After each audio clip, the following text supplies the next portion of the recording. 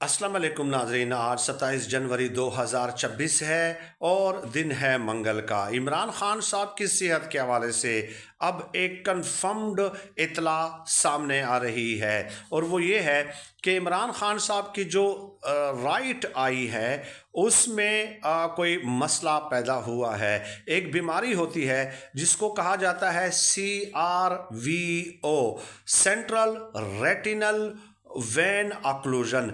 ये एक बीमारी है और ये बात भी यकीनन आप जानते हैं कि इंसानी जिस्म में कुछ आर्टरीज होती हैं जो कि ब्लड डिफरेंट पार्ट्स तक जो है वो पहुंचाती हैं और कुछ वेन्स होती हैं। अब वेन्स जो है वो ब्लड वापस लाती हैं, रिटर्न करती हैं।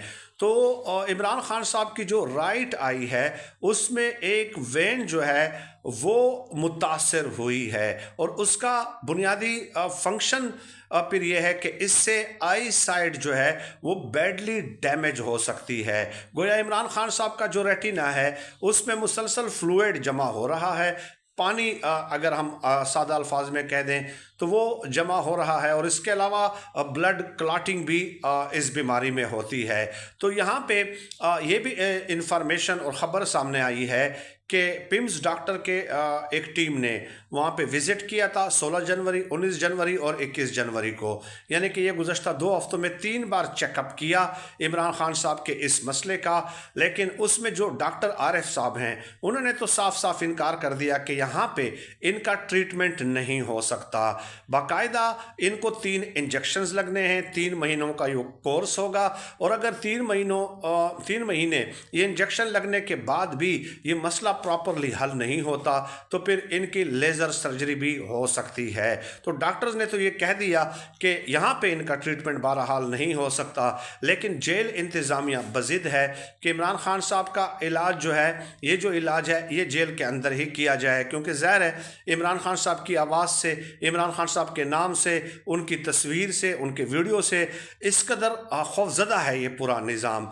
लेकिन बहरहाल डॉक्टर ने ये कहा कि प्रोफेशनली मैं ये नहीं कर सकता क्योंकि इर्रिकवरेबल जो है लॉस हो सकता है, बहुत ज़्यादा डैमेज हो सकता है और ऐसा भी हो सकता है कि फिर मामलात हमारे कंट्रोल में ना हो, तो इसलिए हम यहाँ पे नहीं कर सकते। अब यहाँ तक तो ख़बरें कन्फर्म्ड हैं जो मुसद्दिक़ा ज़राए से मिल रही हैं, लेकिन एक और ख़बर भी इसमें सामने आई है कि वो अभी तक इसको मज़ीद कन्फर्म करना ज़रूरी है।